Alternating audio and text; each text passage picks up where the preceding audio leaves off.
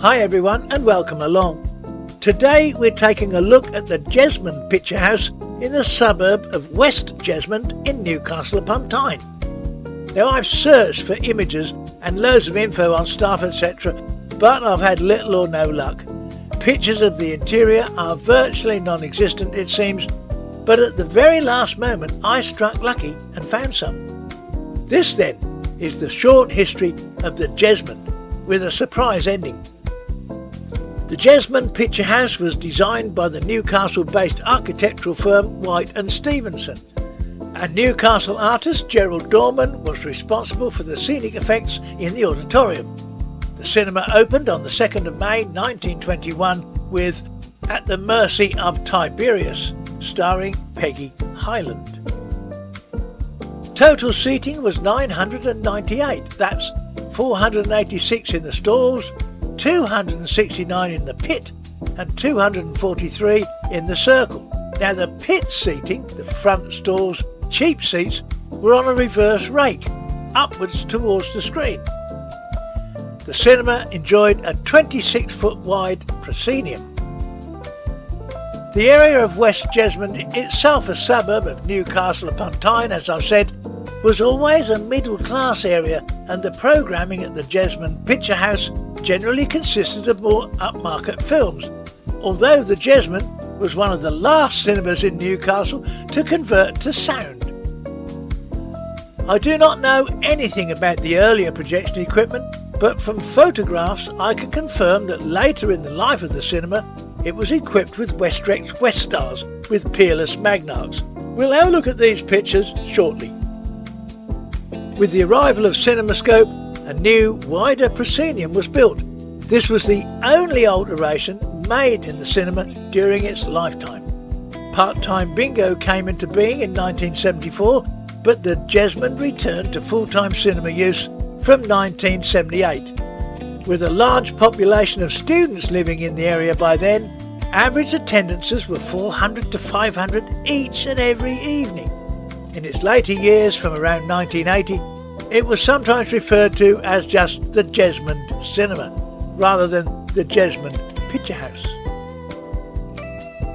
Now a new Warner Multiplex opened nearby in December 1989.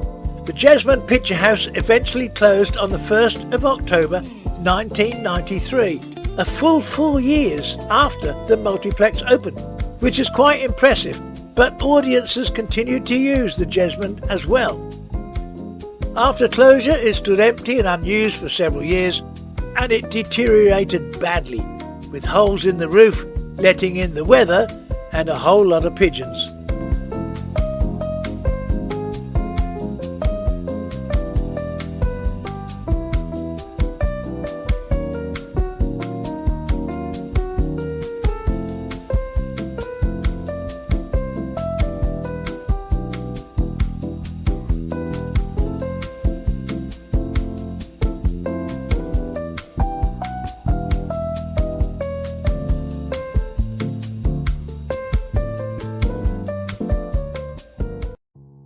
Fortunately, the cinema was visited by urban explorers who toured the closed and semi-derelict interior with cameras and lighting. Due to the nature of their work, they remain uncontactable, and I use their images here with suitable credit to their fine work in the hope they won't come and tell me off. The explorers comment on their site, "This place is a total time warp. Closed in the early 90s, but feels very 50s. The main screen and seating area is in bad shape, but the projection booth is really mint, with all of the equipment left in situ and pretty much complete. There's mountains of stuff piled up in various cupboards. I had time to rubbish through one and found some great stuff hiding in there, so goodness knows what's in the rest. I just didn't have time to look. What more can I say? One of the best explores for sure." In 2008, plans were proposed and approved to convert the building to office space, and it was demolished in the autumn of 2009. Dozens of onlookers watched as massive diggers moved in to begin tearing the building down. As the masonry fell, Some of those watching spoke of their memories of the old cinema. Ian Young of Long Benton used to regularly watch movies at the venue, and he said, "It's a real shame to see it going. I can't believe there was no way for them to save it. Surely it could have made a brilliant music venue. I feel sad standing here watching it being demolished. It is part of Newcastle's history that's being torn down." Leslie MacDonald, who's run a mobile cafe opposite the building in the last few years, said, "A lot of the residents round here have come to me and said they will miss the old place.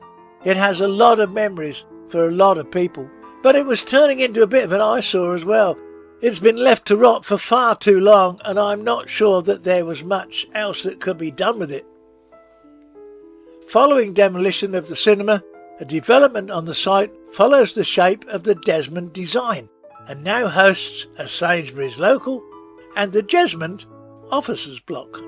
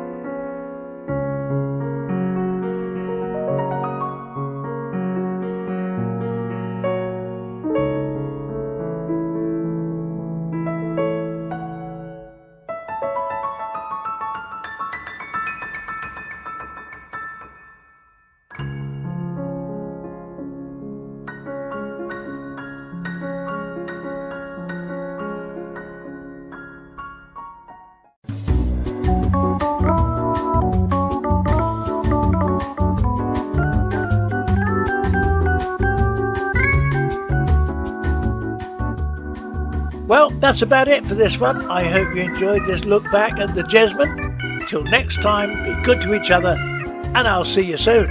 Ta-da!